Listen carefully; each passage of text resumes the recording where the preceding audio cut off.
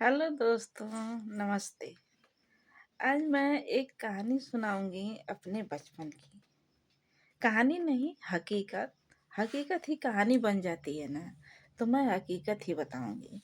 जब मैं छोटी थी तो मैं पढ़ने जाती थी। मेरी मम्मा मुझे पढ़ने के लिए भेजती थी बहुत दूर।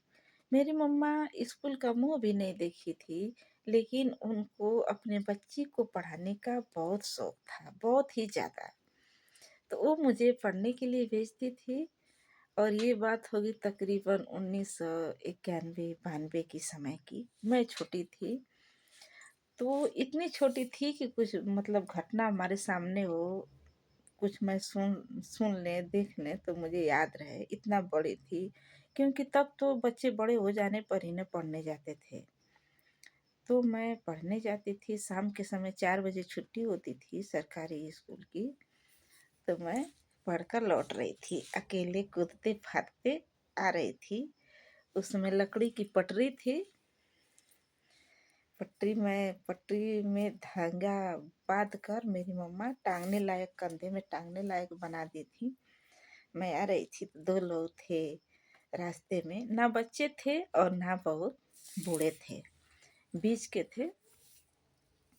साइकिल से थे लोग, 2 लोग साइकिल रोक कर बीच में बात कर रहे थे, मतलब रास्ते के किनारे बात कर रहे थे।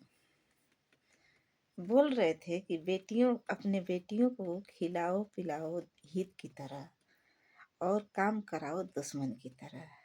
ये बात मैं सुनी। तो उस समय तो यही चलता था कि बेटियों को खूब काम कराया जाता था कि काम करेगी ससुराल में तो उसकी ज़िंदगी कट जाएगी।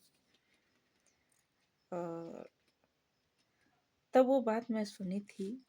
वो पिता रहे होंगे, तो इस तरह की बात कर रहे थे अपनी बेटियों के लिए।